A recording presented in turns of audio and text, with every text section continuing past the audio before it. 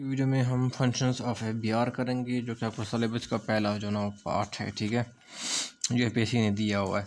तो इसमें हम करेंगे, पहले इसको हम ब्रीफ इंट्रोडक्शन से स्टार्ट करेंगे। ठीक है, तो ये बी आर है क्या चीज़। ठीक है, हम फंक्शन ऑफ बी आर के बारे में बात कर रहे हैं। Federal Board of Revenue is the tax collecting body which is responsible for collecting taxes at federal level के ऊपर। जो टैक्सेज कलेक्ट करते हैं, ये उनकी क्या है, एक रिस्पॉन्सिबिलिटी है। क्या है, टैक्स कलेक्टिंग बॉडी है।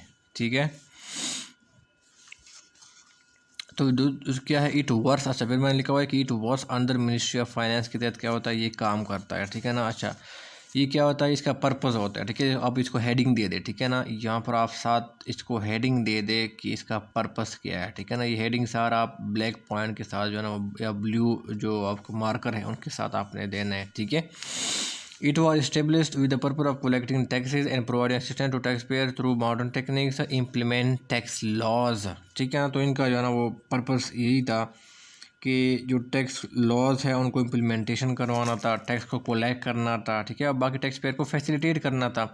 हाईवर ये इसके अलावा भी इसके जो है ना वो करते हैं, वो क्या करते हैं, वो इंटेलिजेंस और टैक्स इवेशन होती है उसके तहत क्या होते हैं, वो इंटेलिजेंस जो मालूमात करता है वो गैदर करता है। ठीक है, कि कौन टैक्स इवेशन कर रहा है। ठीक है, तो इसके ऊपर क्या होता है, इंटेलिजेंस गैदर करता है। इसके लिए इसका एक इदारा है। ठीक है, इसको विंग है, इसको डायरेक्टरेट है, I think so, intelligence and investigation. ठीक है ना, तो वो बेसिकली उस काम में क्या होता है, वो इन्वॉल्व होता है। ठीक है, वो इंटेलिजेंस कलेक्ट करता है, टैक्स फ्रॉड्स वगैरह ये सारे इसके पीछे। ठीक है, तो आपने क्या किया, पर्पल लिख लिया। फिर आपने ये चीज़ मैं यहाँ पर लिखना भूल गया, ये आपने फिर इसके साथ लिखनी है यहाँ पर, it work under ministry of finance. इसके साथ फिर आपने ये लाइन है जो मैं बता रहा हूँ, ये आपने इसके बाद लिखनी है। ठीक है, B R primarily operates through इस मेन कलेक्टिंग आर्म्स। इसके कलेक्टिंग आर्म्स है जिसके थ्रू क्या होते हैं, पूरे मुल्क में फैले हुए इसके थ्रू वो टैक्स कलेक्ट करते हैं। Comprising regional tax office, RTOs कहा जाता है, और के LTUs यानी लार्ज टैक्स पेयर यूनिट्स कहा जाते हैं। Regional tax office, large tax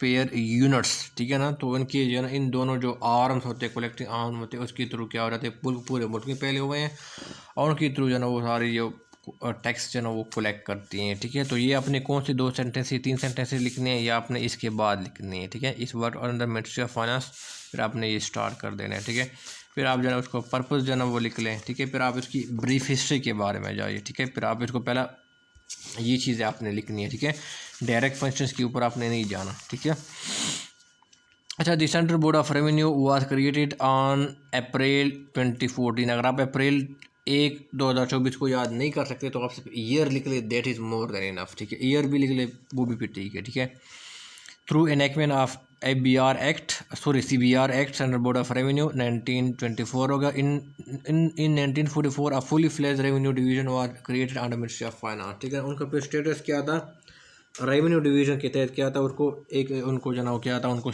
fully fledge जना उनको रेवेन्यू डिवीजन बनाया गया था। ठीक है, मिनिस्ट्री ऑफ फाइनेंस के तहत, किस में, 1944 में।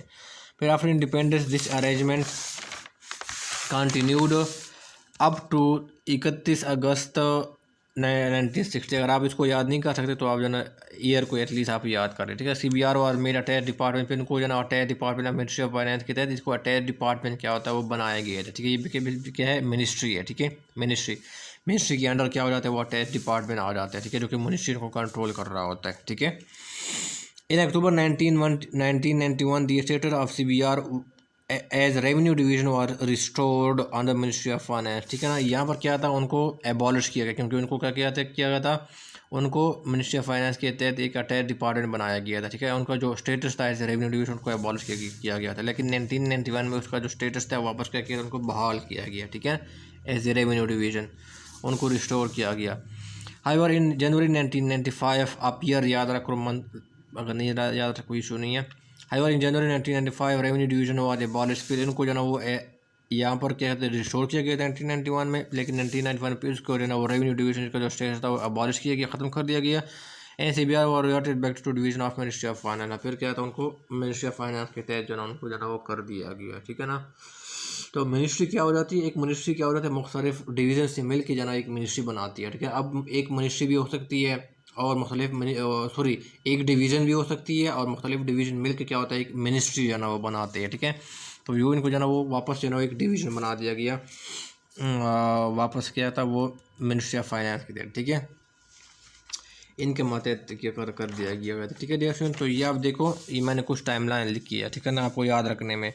CBR क्रिएट किया गया 1924 में, उनको फुल फ्लेज डिवीज़न बनाया गया अंडर, ठीक है, अंडर मिनिस्ट्री ऑफ फाइनेंस। 1960 में उनको attach department ministry of finance MOF, ठीक है, के तहत बनाया गया, यानी उनका जो फुली डिवीजन स्टेटस था वो अबॉलिश किया गया था। लेकिन फिर क्या गया 1991 में किया गया था, उनको जो रेवेन्यू स्टेटस था, रेवेन्यू डिवीजन का स्टेटस था, वो फिर रिस्टोर किया गया था।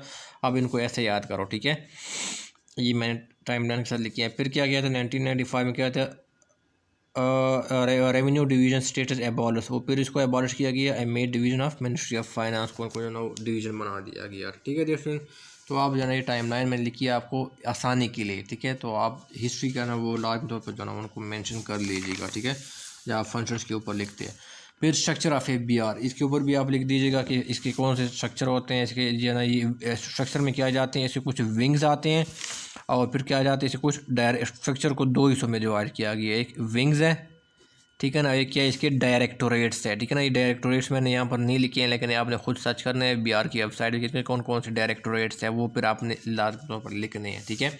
इनको दो हिस्सों में डिवाइड किया गया स्ट्रक्चर ऑफ BR को, विंग्स और डायरेक्टोरेट्स। विंग्स में क्या क्या चीज़ आ जाती है, inland revenue wing, custom wing, ठीक है, आपने इसको यहाँ पर विंग लिखना है, ठीक है ना, wing, custom wing, administration wing, इसको एडमिन विंग भी कहते हैं, tax payer audit wing, legal wing, facilitation and tax payer education FATE wing, strategic planning reform and statistics wing, HRM wing, information technology wing, accounting wing, legal and accounting, customs and wing, ठीक है। तो ये इनके basically क्या है, wings है। और dear student जो आपका जो नेक्स्ट है डायरेक्टोरेट्स है, ठीक है ना, ये आपने आपने डायरेक्टोरेट किया है या जो आपने टेस्ट की तैयारी की थी तो यहाँ पर भी आपने पढ़ा होगा, मैंने पढ़ाया था डायरेक्टोरेट, ठीक है, जिसने MCQ टेस्ट की तैयारी की थी, ठीक है, तो उनको जाना पता होगा कि इनके डायरेक्टोरेट्स कौन कौन से हैं, ठीक है, वो आप फिर वेबसाइट पे इसका देख लेना, ठीक है, कि इनके डायरेक्टोरेट्स कौन कौन से हैं। तो इनके स्ट्रक्चर को दो हिस्सों में डिवाइड किया गया है, विंग्स और डायरेक्टोरेट्स, ठीक हो गया। तो ये सारा आपने क्या किया, आपने इंट्रोडक्शन आपने दे दी है, ठीक है। अब फिर आप आ जाते हैं फंक्शन ऑफ BR की तरफ आ जाते हैं, ठीक है। पहला फंक्शन क्या, implementation of tax law. There are various tax laws like a sale tax, Pakistan custom act 1990, income tax ordinance 2001 and federal FED 2001। It is the responsibility of BR to implement those laws to make collection on account of tax, ठीक है ना। तो वो क्या करे, उनकी implementation करवा दे, ताकि वो क्या हो, ताकि क्या वो टैक्स से ना क्या करे, वो क्या करे, वो टैक्स को क्या करे, वो कलेक्ट करे, ठीक है ना, ठीक है। उनकी इम्प्लीमेंटेशन इसलिए करवाई जाती है ना, ताकि वो टैक्स कलेक्शन कर सके, ठीक है। फिर custom act in is implemented by the custom wing of BR, उनका जो कस्टम विंग है, इस तरह मैंने अभी बताया है कि वो उनको जो है ना वो इम्प्लीमेंट करता है, जबकि बाकी जो 3 लॉज है, ठीक है ना, बाकी तो 3 लॉज कौन से हैं, sale tax, federal excise duty और इनकम टैक्स ऑर्डिनेंस, इनको कौन इम्प्लीमेंट करता है, उनका जो इनलैंड रेवेन्यू है विंग है, वो क्या करता है, उनको जो है ना वो इम्प्लीमेंट करवाता है, ठीक है। इसमें तो वो इनका पहला काम किया, फंक्शन किया है कि इसने टैक्स लॉज जो है ना वो किया है, उनकी इम्प्लीमेंटेशन करवानी है। इनकरेज वॉलेंट्री टैक्स कंप्लायंस, ठीक है ना, it is the function of BR to voluntary to encourage voluntary tax compliance. The purpose is to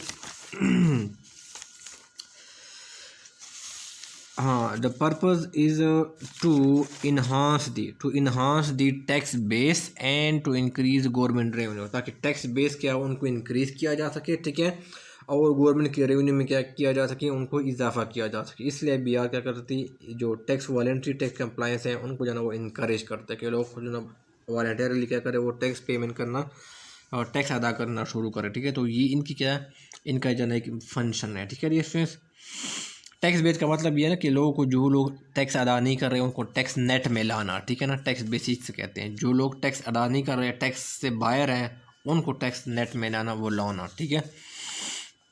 implement tax administration reform, ठीक है ना, जो भी टैक्स से रिलेटेड रिफॉर्म्स हैं उनकी इम्प्लीमेंटेशन भी करवाना है, BR का काम होता है। It is one of the important function of BR to implement tax administration reforms, the purpose of implementing दो रिफॉर्म, ठीक है ना।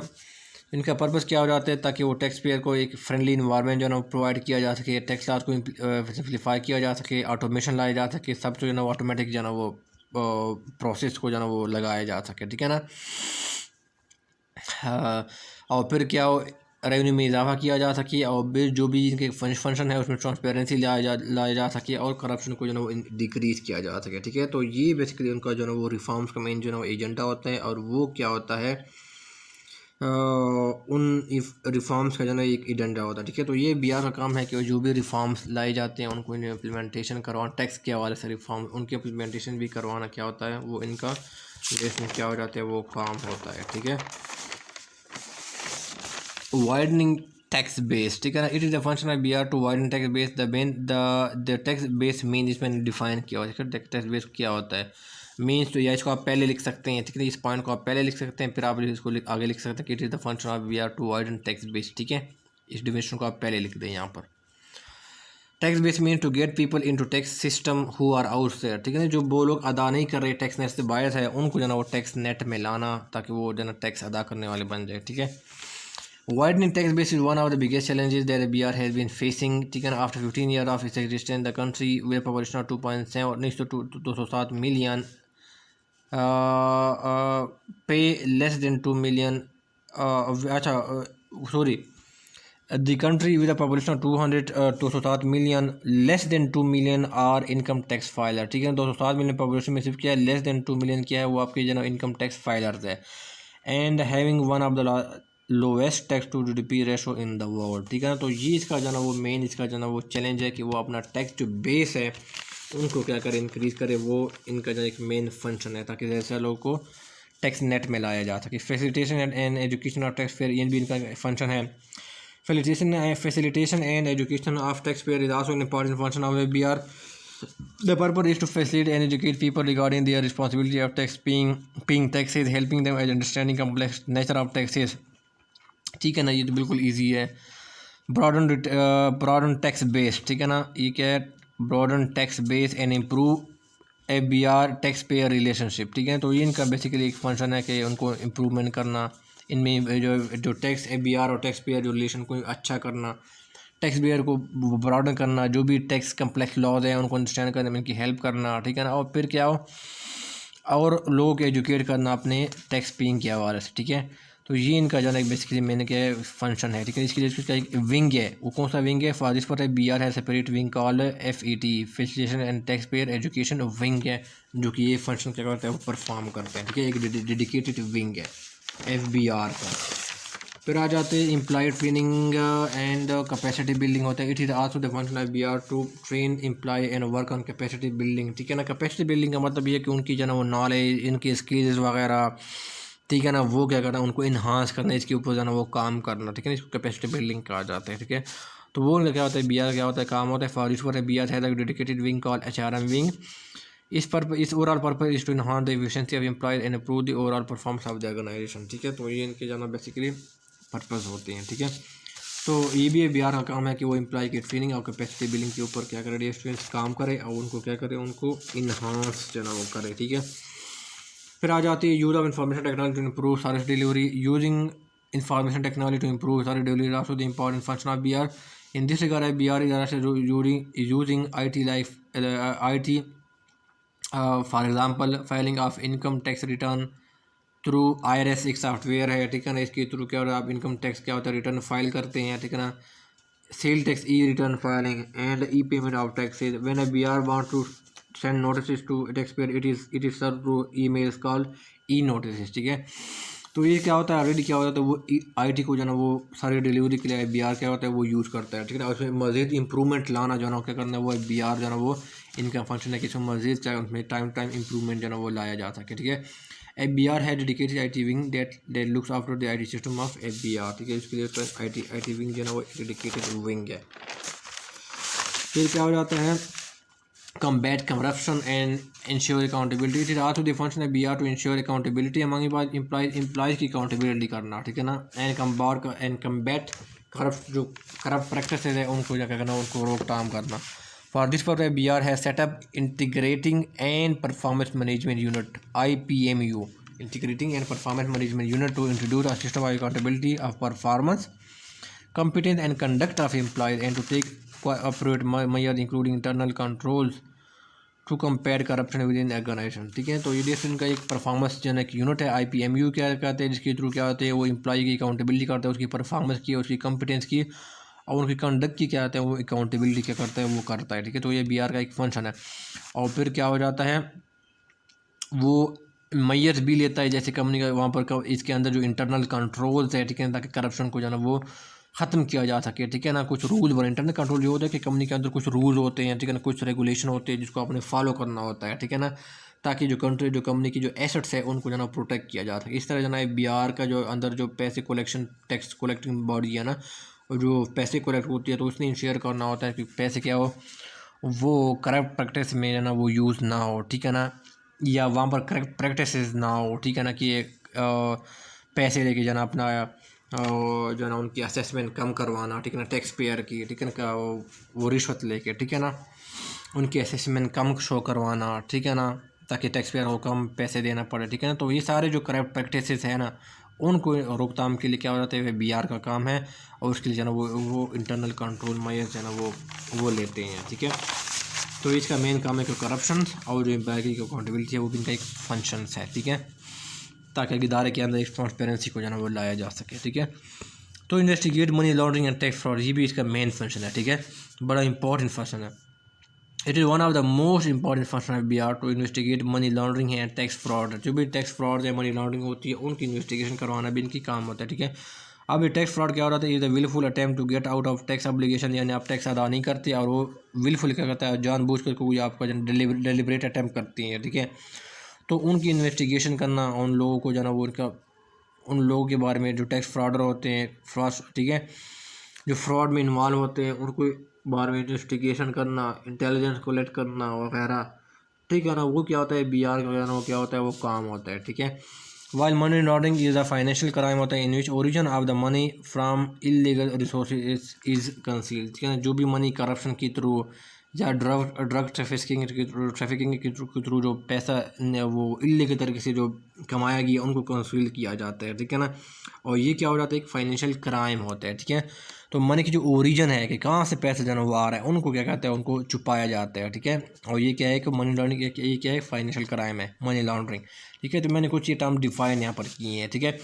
तो इनका काम क्या हो जाता है कि मनी लॉन्ड्रिंग और जो टैक्स फ्रॉड थे उनको क्या करना, उनकी रोकथाम के लिए अपना किरदार अदा करना, ठीक है ना। तो it is the responsibility of BR to discover those money laundering and tax fraud, जो है ना वो tax frauds and money laundering related issue, वो मनी लॉन्ड्रिंग रिलेटेड फ्रॉड्स, ठीक है ना, money laundering to discover those crimes like money laundering and tax frauds, ठीक है ना। आप इसको लिखे to describe those financial crimes like financial crimes आप लिख ले, ठीक है ना, like money laundering and tax frauds.